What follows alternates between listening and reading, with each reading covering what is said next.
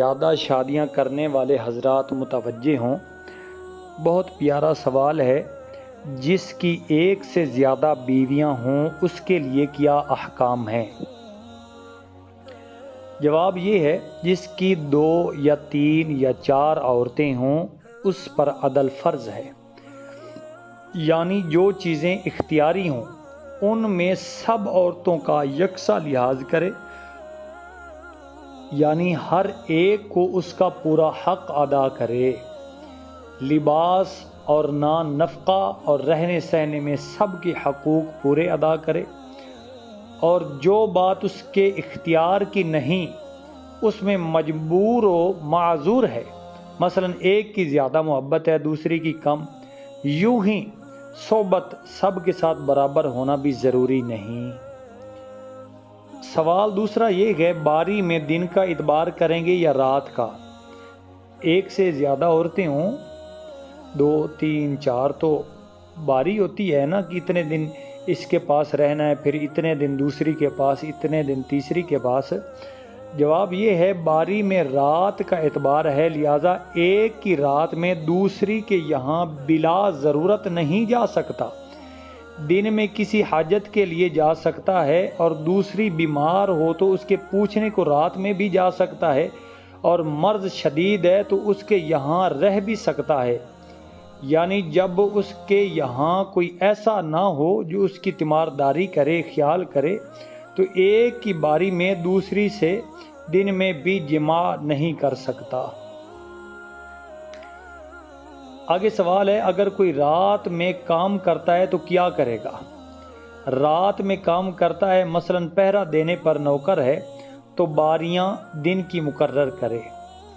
پھر سوال ہے، اگر بیوی کی باری میں غروب آفتاب کے بعد آیا، ایک بیوی کے گھر میں غروب آفتاب کے بعد آیا اور دوسری کے گھر میں عشاء کے بعد آیا، کیا یہ درست ہے؟ بالکل، بہت پیارا سوال ہے۔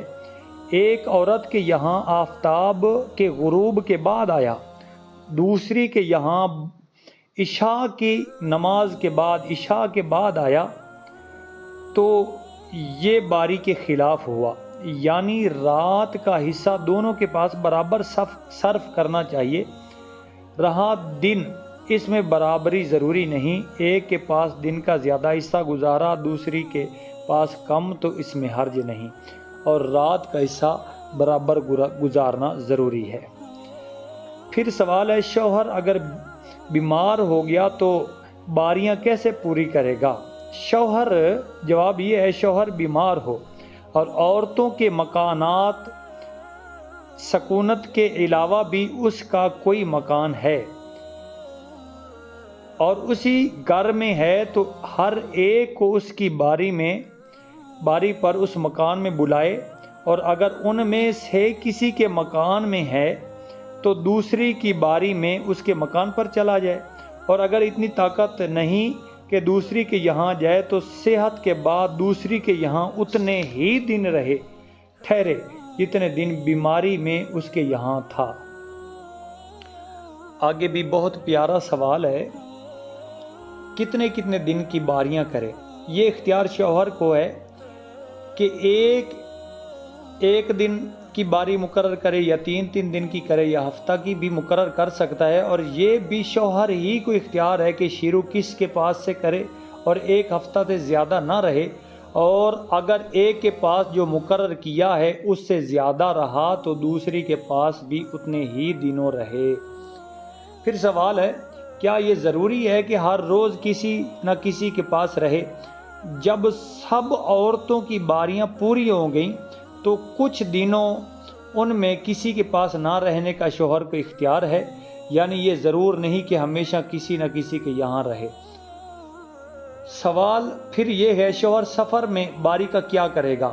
سفر کو جانے میں باری نہیں، بلکہ شوہر کو اختیار ہے جسے چاہے اپنے ساتھ لے جائے، اور بہتر یہ ہے کہ قرعہ ڈالے، جس کے نام کا قرعہ نکلے اسے لے جائے، اور سفر سے واپسی کے بعد اور عورتوں کو یہ حق نہیں کہ اس کا مطالبہ کریں کہ جتنے دن سفر میں رہا اتنے ہی دن باقیوں کے پاس رہے، مطالبہ نہیں کر سکتی۔ بالکل پھر اب سے باری مقرر ہوگی جب سفر سے واپسی آئیں گے۔